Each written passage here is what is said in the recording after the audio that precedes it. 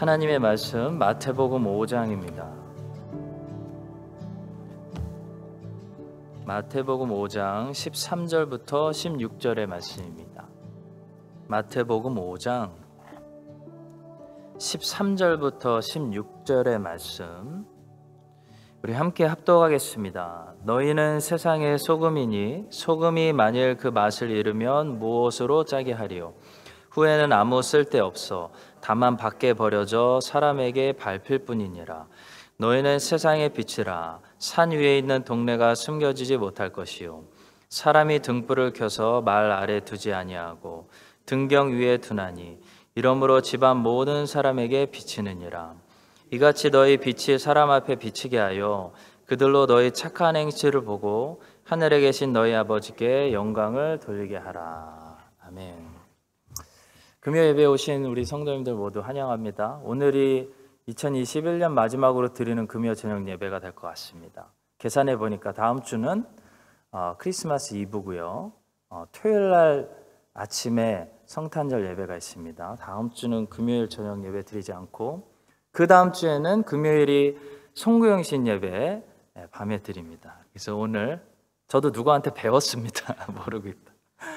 오늘 우리가 금요 저녁 예배 마지막으로 이렇게 드리게 돼서 참 감사하고 기쁘고 또 다음 2주간 성탄절 예배 토요일과 송구영신 예배에 참석하시고 또 내년에 우리가 새로운 마음으로 다시 금요일마다 모이도록 하겠습니다.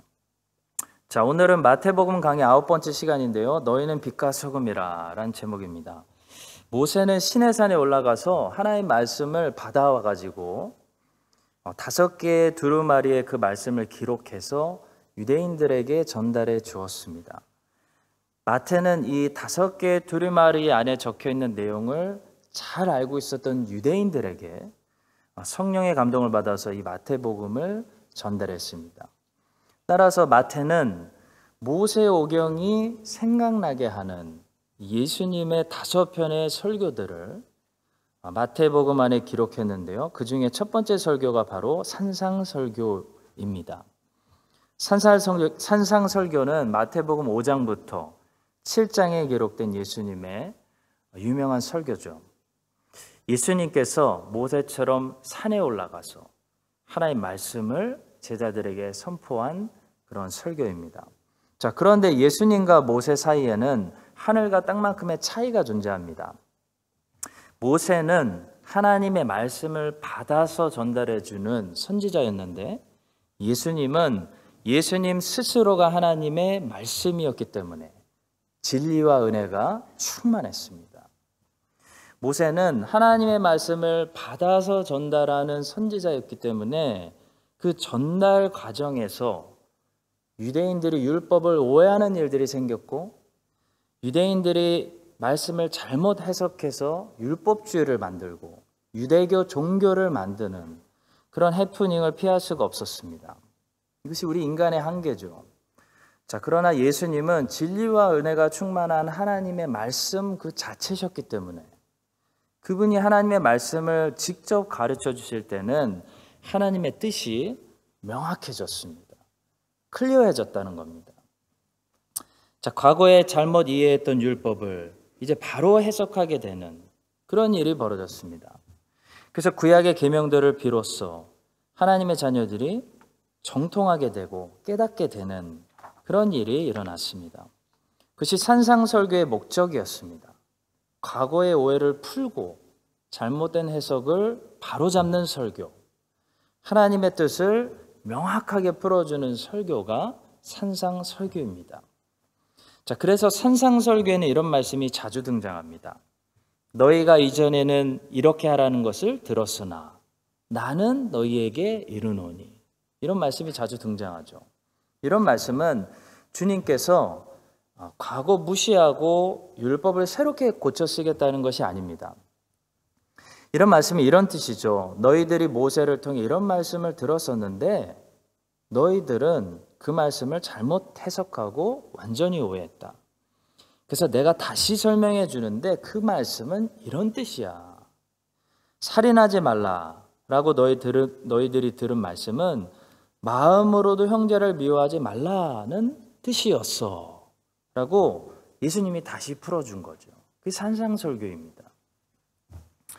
모세의 그 더듬거리고 짧았던 입술을 통해 처음 선포되고 가르쳐졌던 율법이, 그래서 사람들이 이해도 못하고 오해도 많이 만들었던 그 하나님의 말씀이 이제 하나님의 아들이 직접 나타나서 그 아들의 입술을 통해 완벽한 가르침을 통해 다시 선포되어졌다는 거죠. 그것이 산상설교이고 우리는 지금 그 위대한 설교를 지난주부터 살펴보고 있는 것입니다. 자, 따라서 우리가 산상설교를 잘 듣게 되면 어떤 결과가 얻을 수 있냐면 특별히 구약의 말씀들이 오해가 풀리고 하나님의 뜻이 명확해지는 그런 결과를 기대할 수가 있습니다. 자, 지난주에는 이 산상설교의 첫 부분 팔복의 말씀을 통해서 무엇이 참된 복인지 복의 정의부터 우리가 배웠는데요. 오늘은 우리가 너무나 잘 아는 말씀, 너희는 세상의 빛과 소금이다 라는 말씀을 가지고 우리의 정체성에 대해서 또 우리의 역할에 대해서 본문을 통해서 배우게 됩니다. 자, 먼저 첫 번째로 본문은 우리에게 빛과 소금이 되라고 말씀하는 것이 아니라 너희는 이미 빛과 소금이다 라고 말씀한다는 거죠. 이 말은 우리는 이제 다른 것이 될 수 없다는 겁니다. 주님은 우리가 다른 사람들이 될 수 있는 기회를 주지 않으셨습니다. 우리는 우리의 정체성에서 벗어나서 다른 사람들이 되려는 순간 어떻게 되냐면 망하게 된다는 겁니다. 주님께서 이 점을 명확하게 설명하십니다. 13절입니다. 너희는 세상의 소금이니 소금이 만일 그 맛에 이르면 무엇으로 짜게 하리요? 후에는 아무 쓸데없어 다만 밖에 버려져 사람에게 밟힐 뿐이니라. 우리는 이미 주님의 주권적인 선택과 은혜를 통해서 소금이 되었습니다. 우리가 소금이 된 것은 우리의 의지도 아니었고 우리의 선택도 아니었고 우리의 노력도 아니었습니다. 노력한다고 소금되지 않습니다. 우리가 소금이 된 것은 하나님의 계획이었고 하나님의 은혜이고 하나님의 부르심 때문입니다.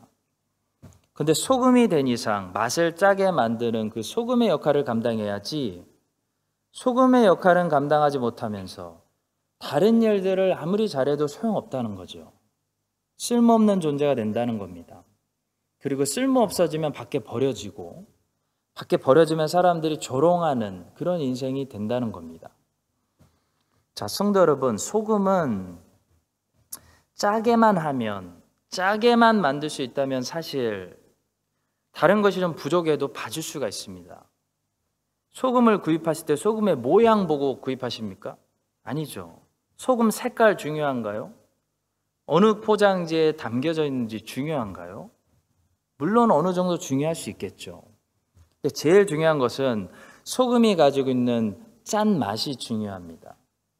아무리 예쁜 포장지에 담겨 있어도, 아무리 모양이 예뻐도 소금 넣는데 음식을 짜게 하지 못한다. 그러면 소금은 미움받고 원망의 대상이 되는 거죠. 근데 크리스찬의 존재가 똑같습니다. 교회의 존재가 그렇다는 거죠. 자, 교회가 물론 모든 면에 다 잘하면 좋겠지만 다 잘할 수는 없습니다. 그런데 교회는 다 못해도 이거 하나만은 잘해야 되는데, 그것은 음식을 짜게 만드는 소금의 역할만은 잘해야 된다는 겁니다. 한마디로 교회가 세상으로 들어가면 세상의 맛이 바뀌어야 된다는 거죠. 세상의 맛이 싱거운 맛인데 교회가 세상으로 들어갔는데도 불구하고, 그 지역에 교회가 생겼는데도 불구하고 세상의 맛이 여전히 싱겁다. 그러면 교회는 그때부터 원망의 대상이 되고 미움의 대상이 되는 것입니다.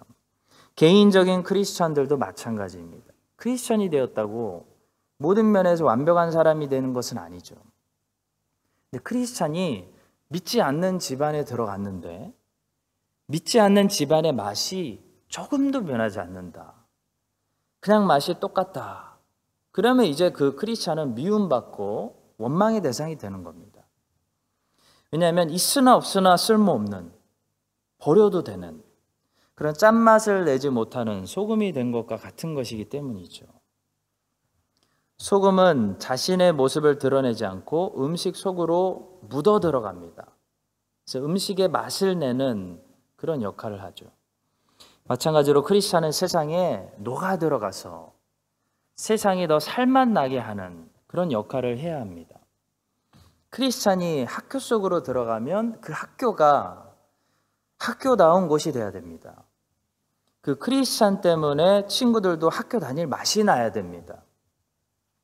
가정 환경이 안 좋아서 웃지도 않고 나쁜 습관만 있는 친구도 그 크리스찬 친구와 같은 반이 됐기 때문에 한 번이라도 더 웃고 한 번이라도 더 긍정적인 생각을 하게 되고 그런 변화들이 일어나야 된다는 거죠. 조금 더 욕심을 부린다면 그 크리스찬 때문에 그 학교가 명문 학교가 되는 그런 변화도 기대할 수 있습니다. 우리에겐 그런 파워가 있다는 겁니다. 성도 여러분, 교사 한 명이 그 학교의 분위기와 랭킹을 바꿀 수 있습니다. 주일학교 교사 한 사람이 주일학교 전체 바꿀 수 있습니다. 교회 역사를 보니까 목사 한 사람이 제대로 나오면요, 한 세대가 바뀝니다. 존 오웬 같은 한 분이 나오면 세대가 바뀐다는 겁니다. 영국의 역사가 바뀝니다. 성경을 보면 어떨까요? 요셉 같은 한 사람이 나오니까 제국 전체가 바뀝니다. 요셉이라는 소금이 애굽으로 들어가니까 애굽의 역사가 바뀌었다는 거죠. 여러분과 저는 빛과 소금으로 부르심을 받았습니다. 우리 같은 부족한 죄인들을 짠맛을 낼 수 있는 소금 같은 사람들로 바꿔주신 분은 하나님입니다. 하나님의 은혜로 여러분과 제가 빛과 소금이 된 것입니다. 그런데 이제 빛과 소금이 되었다면 가서 맛을 내야 된다는 거죠. 세상을 변화시켜야 한다는 겁니다. 이걸 하지 못하면 아무리 재산을 우리가 많이 모으고 아무리 몸을 건강관리를 잘 해놨어도 정작 소금이 해야 되는 일을 못한다면 그 인생은 쓸모없는 인생, 버려져서 사람들이 밟고 오히려 원망의 대상이 되는 그런 인생이 될 수밖에 없다는 겁니다. 여러분과 제가 소금이 된 이상 다른 것은 못하더라도 세상에서 짠맛을 내는 이 소금의 역할을 잘 감당해서 우리가 가는 곳마다 작은 변화를 일으키는 그런 사람들이 될 수 있기를 주님의 이름으로 기도하고 축복합니다. 이것이 오늘 우리에게 주시는 첫 번째 메시지고요. 두 번째는 본문은 우리에게 숨지 말고 세상으로 가라 하고 말씀하고 있습니다. 소금이 맛을 내려면 음식 속으로 버물려서 들어가야 되죠. 그래서 주님께서는 13절에서 우리가 그냥 소금이 아니라 너희는 세상의 소금이다 라고 말씀하고 있습니다. 14절에서도 마찬가지. 우리가 빛인데요. 어디를 비추는 빛이냐면 세상의 빛이다 라고 말씀하십니다. 저희 집에도 이 빛을 비추는 전구가 많이 있습니다. 마루를 비추는 전구가 있고 화장실을 비추는 전구가 있고 또 방을 비추는 전구가 있습니다. 그것처럼 빛을 비추는 전구는 위치가 중요하죠. 위치에 따라 그 용도가 있습니다. 어디를 밝히기 위해서 그걸 만들었는지 그 목적이 있다는 거죠. 자, 이미 밝은데 태양 아래 전구를 설치하지는 않습니다. 보통 어두워지는 곳을 밝히기 위해서 우리가 전구를 설치하죠. 자, 마찬가지로 하나님은 우리를 세상의 빛으로 만드셨는데 어디를 밝히고 비추기 위해서 하나님이 우리를 빛으로 만드셨다는 겁니다. 천국일까요? 여러분과 제가 천국을 비추기 위해서 부르심을 받은 천국의 빛입니까? 아니라는 거죠. 천국은 태양도 없었다고 합니다. 성경이 태양도 필요 없다. 왜냐하면 하나님이 직접 비추시는 그런 곳이 천국이기 때문이죠. 자, 여러분과 저는 세상의 빛입니다. 세상의 빛이라는 겁니다. 세상이 어둡기 때문에 세상을 밝게 비춰야 하는 세상의 빛으로 부르심을 받았습니다. 골목길에 가로등이 얼마나 소중합니까? 골목길에 가로등이 몇 개이고 그 길이 얼마나 밝은지에 따라서 범죄율이 높아지기도 하고 낮아지기도 합니다. 분명합니다. 아무리 골목길이라도 환하게 빛을 비추고 가로등을 많이 세워두면요, 범죄 안 일어납니다. 그럼 가로등의 역할을 우리가 해야 된다는 거죠. 세상이 그냥 마음껏 고삐 풀린 망아지처럼 육체의 정욕을 따라서 잘못된 길로 그냥 담대하게 가려고 할 때, 망가지려고 할 때 우리 크리스천들이 가로등처럼 빛을 비추고 있고 그 도덕 수준을 꽉 붙잡고 있고 그 법을 꽉 붙잡고 있어서 이 문화와 분위기를 붙들고 있어서 이 세상이 마음껏 잘못된 길로 달려가지 못하도록 비추는 그런 역할을 해야 된다는 겁니다. 주님께서는 15절을 통해 이 빛이 있어야 하는 위치에 대해서 그 중요성을 비유를 가지고 말씀하십니다. 사람이 등불을 켜서 말 아래에 두지 아니하고 등경 위에 두나니 이러므로 집안 모든 사람에게 비치느니라. 자, 크리스찬은 세상을 밝게 비춰야 하는 빛으로 우리가 부르심을 받은 이상 숨을 수 있는 곳에 들어가면 안 된다는 거죠. 숨으면 안 된다는 겁니다. 근데 많은 분들이 그렇게 얘기해요. 저는 아직 부족해서 그런 일을 할 준비가 되지 않았습니다. 괜히 제가 했다가 하나님이 욕먹을까 두렵습니다. 이게 어떻게 보면 겸손처럼 들리는데요. 성도 여러분, 이런 생각은 겸손이 아니라 뭐냐면요, 직무유기입니다. 여러분, 군인이 적이 쳐들어오는데 훈련을 그동안 제대로 안 받아서 제가 총을 잘 못 쏴서요, 제가 나가서 싸우면 안 될 것 같습니다. 제가 나가서 싸우면 적을 맞추는 게 아니라 아군을 맞출 것 같습니다. 저는 빼주십시오. 그거는요, 겸손이 아니라 뭐냐면 직무유기입니다. 마찬가지로 크리스찬은 아직 부족해서 짠맛을 낼 수 없기 때문에 음식 속으로 들어가기를 거부하고 아직 부족해서 등경 위에 나타나기를 거부하고 말 아래 그냥 숨어 있으려고 하면요, 그래서 겸손이 아니라 뭐냐면요, 게으름, 직무유기, 하나님 말씀에 불순종이라는 겁니다. 이미 말씀드렸지만 하나님은 우리 보고 빛이 되라고, 소금이 되라고 말씀하시지 않았습니다. 너희는 내 은혜로, 내 능력으로 그냥 세상에 이미 빛이다. 그러니까 숨어있지 말고 등경에 올라가서 비춰라, 나타내라 말씀하십니다. 너희는 세상의 소금이야. 내가 소금으로 만들었어. 그러니까 거부하지 말고 세상 속으로 들어가서 최선을 내, 맛을 내라. 내가 함께한다. 내가 도와준다. 라고 말씀하고 계시다는 겁니다. 자, 그것이 오늘 본문을 통해 우리 모두에게 주시는 주님의 말씀입니다. 자, 판사가 저는 아직 경험과 지혜가 부족해서 아직 재판을 할 수 없으니까 그냥 재판을 미룹시다 라고 말하는 것은 겸손이 아니라 온 사회를 병들게 하는, 공의를 저버리는 범죄입니다. 마찬가지로 이미 세상의 빛과 소금으로 하나님의 선택을 받았고 부르심을 받은 이 크리스찬이 저는 아직 등경 위에 올라가서 빛을 비출 만한 사람이 되지 못합니다 라고 말하는 것은 책임 회피, 핑계, 직무유기, 불순종, 게으름, 악한 죄라는 겁니다. 이 사실을 우리가 기억하고 우리 주님께서 너희는 세상의 소금이다, 세상에 들어가라 말씀하시면 세상에 들어가고 세상의 빛이다, 나와라. 그럼 숨어있지 말고 나와서 하나님 세상에 담대히 나아가서 주님의 빛을 비추는 여러분과 제가 될 수 있기를 간절히 바라고 소원합니다. 마지막 세 번째입니다. 마지막 세 번째로 본문은 우리는 세상에서 하나님의 영광을 드러낼 책임이 있다는 것입니다. 자, 본문 마지막 16절 말씀입니다. 이같이 너희 빛이 사람 앞에 비치게 하여 그들로 너희 착한 행실을 보고 하늘에 계신 너희 아버지께 영광을 돌리게 하라. 자, 여기서 말씀하는 영광은 자세히 보시면 크리스찬이 하나님께 돌리는 영광이 아닙니다. 자녀가 하나님께 돌리는 영광이 아니라는 거죠. 보세요. 여기서 말씀하신 영광은 세상 사람들이 하나님께 돌리는 영광을 말합니다. 그러니까 우리는 우리가 하나님을 인정하고 하나님을 찬양하고 하나님께 영광 돌리는 거, 그러니까 오늘같이 하나님의 자녀들이 모여서 하는 거, 이거는요 당연한 겁니다.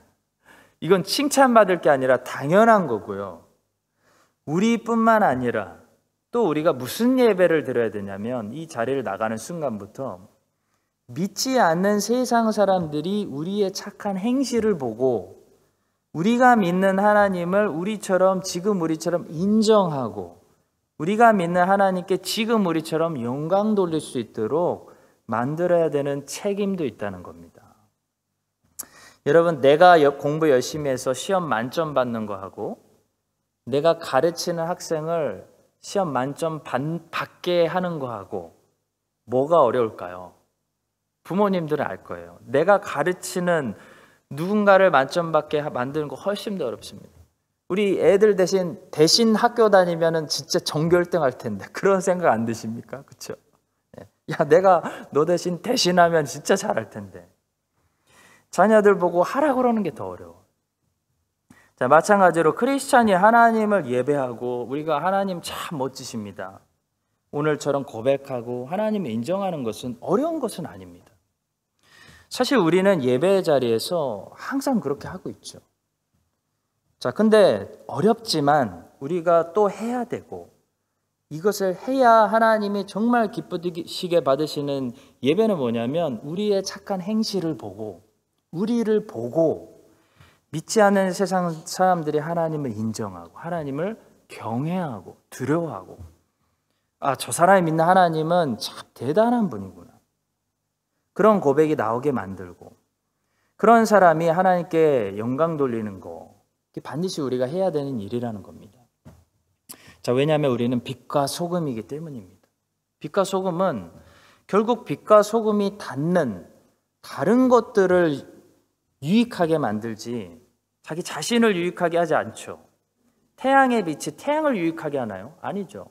태양의 빛이 빛을 받는 이 지구의 모든 생명체들을 유익하게 하지 않습니까?